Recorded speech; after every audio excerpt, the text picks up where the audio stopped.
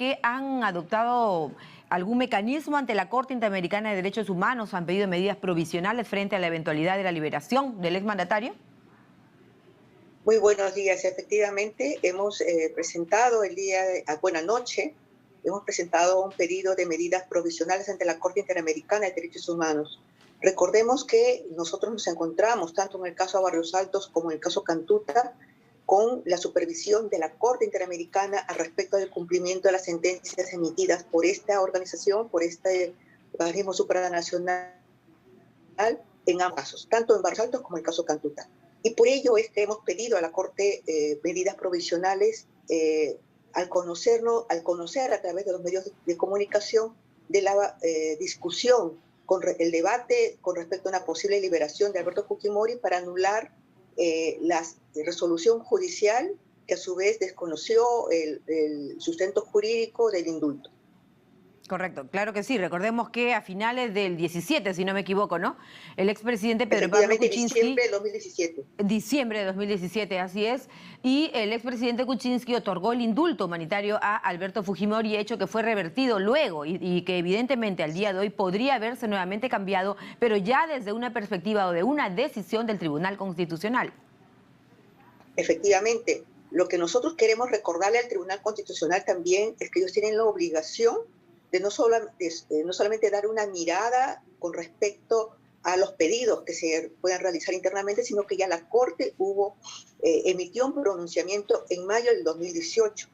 Y la Corte señaló a través de esa resolución cuáles eran los requisitos necesarios para que cualquier persona que haya sido condenado por graves delitos a los derechos humanos pueda recortársele la pena.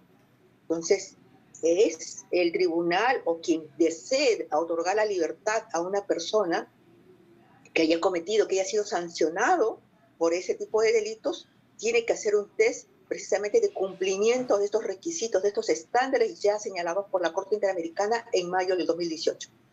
Correcto. Doctora Cano, ¿puede una persona sentenciada por delito de lesa humanidad ser beneficiada o puede alcanzarle, ¿no es cierto?, esta figura del indulto?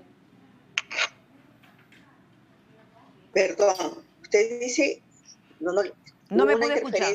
Con el mayor gusto le repetimos la pregunta. ¿Puede una persona que ha sido sentenciada, ¿no?, que purga una condena de 25 años en este caso, por el delito de lesa humanidad, puede ser, digamos, beneficiado? ¿Le alcanzaría la figura del indulto humanitario? Sí, con respecto a eso, yo le estaba manifestando que ya la Corte Interamericana ha señalado en su resolución de mayo del 2018 los requisitos. Una persona que haya sido condenada por graves violaciones a los derechos humanos o delitos de lesa humanidad y que pretende recortársele la pena, la Corte ha emitido una serie de estándares internacionales. Primero, la gravedad que tendría que tener esa persona, que no haya condiciones para que afronte sus enfermedades en prisión, pero que también haya un reconocimiento de esa persona del hecho que ha cometido, el pedido de disculpas a los familiares, el cumplimiento del pago de la reparación y el haber cumplido también la mayor parte de la condena. Ninguno de estos casos se da en el caso de Alberto Fujimori. Jamás reconoció su delito, nunca le pidió disculpas a las víctimas, no ha pagado un solo sol de la reparación civil, jamás colaboró con la justicia. Es más, se tuvo que realizar una serie de trámites para poder obtener la extradición de Alberto Fujimori desde Chile hasta Perú y poder realizar los juicios y afrontar con ello la responsabilidad por estos graves hechos. Entonces, si ya la Corte ha señalado, entonces los estándares tendríamos que hacer una evaluación precisamente al respecto. Mire usted, lo que ha señalado el doctor Nakazaki, ¿no?, abogado, como él muy bien ha dicho, tantos años ya del expresidente Alberto Fujimori, es en efecto que su defendido no ha cometido delito de lesa humanidad y que el indulto humanitario solo requiere la certificación de una enfermedad por parte del solicitante. Ya la Corte ha definido. El doctor Nakazaki, con todo el respeto que le tengo, puede decir lo que guste, lo que a él crea, pero ya la Corte, que es el máximo organismo regional, ha señalado cuáles son los requisitos para poder recortar la pena a un condenado por estos graves delitos. Correcto. Ahora, recordemos que el tema está en el Tribunal Constitucional, sesión el día de hoy. ¿Qué cree usted que va a valorar los tribunos precisamente? Al parecer la votación está dividida, 3-3, ¿no es cierto? Dirime el presidente, por supuesto.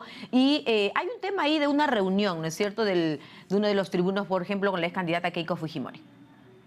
Sí, a nosotros hemos recibido, digamos, la noticia de que uno de los miembros del Tribunal Constitucional había tenido reuniones previas con este tribunal antes de ser electo y obtener la votación del grupo fujimorista para ser electo como miembro del Tribunal Constitucional.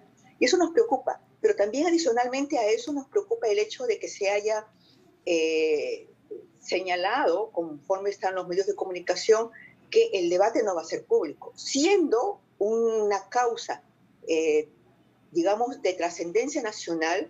Ya ha habido antecedentes de que estos debates tendrían que hacerse públicos y quisiéramos conocer la posición de cada uno de los miembros del Tribunal Constitucional. ¿En qué se basan precisamente para dar el voto a favor o en contra de la decisión que vayan a tomar? Pero sobre todo nos preocupa el hecho de que quieran desconocer lo señalado ya por mandato de la Corte Interamericana de Derechos Humanos. Claro, lo que ha dicho su abogado, a todas luces, es un tema de salud, ¿no es cierto? Porque claramente está diciendo el solicitante debe de confirmar o debe de presentar como sustento un tema terminal de salud, en este caso, ¿no? Ya lleva varios años el expresidente Alberto Fujimori cumpliendo esta sentencia, esta condena. Hay gente que definitivamente no piensa como ustedes, están en los exteriores del Tribunal Constitucional, un poco alentando que el tribunal delibere a favor de la liberación de Alberto Fujimori. Ustedes han tocado puertas a tribunales internacionales. ¿Qué más esperan hacer? ¿Qué pasos van a seguir? ¿Qué han pensado?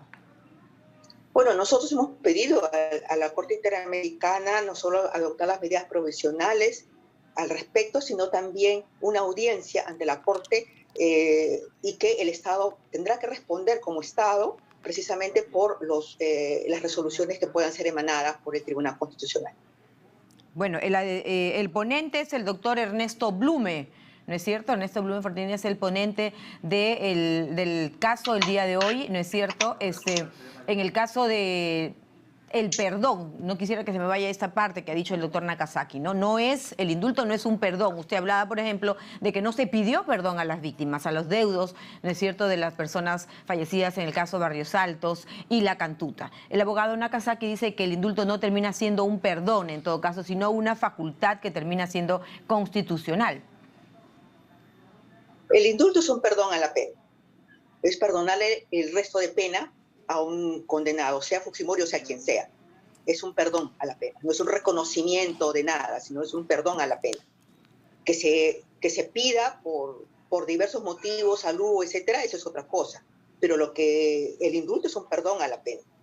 Y lo que nosotros hemos señalado y hemos reclamado ante la Corte, y la Corte ha emitido una resolución en mayo del 2018, es que para este tipo de condenados, de personas que han cometido graves violaciones a los derechos humanos, como es en el caso de Barrios Altos y La Cantuta, considerados dentro de la sentencia como delitos de lesa humanidad, tiene que haber cumplido determinados requisitos, determinados estándares.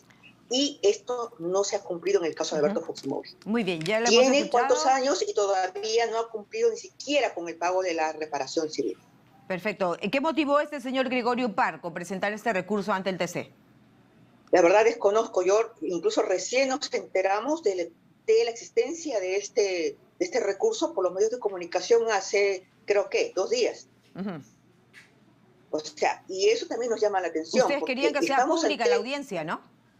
Nosotros queremos que sea pública la audiencia y queremos hacer un llamado también de atención porque nosotros estamos en etapa de supervisión de cumplimiento de sentencia tanto en el caso de Barrios Altos como Cantuta, y el procurador supranacional nunca ha presentado ante la Corte una información de que tenía pendientes para resolver el Tribunal Constitucional una acción de este tipo.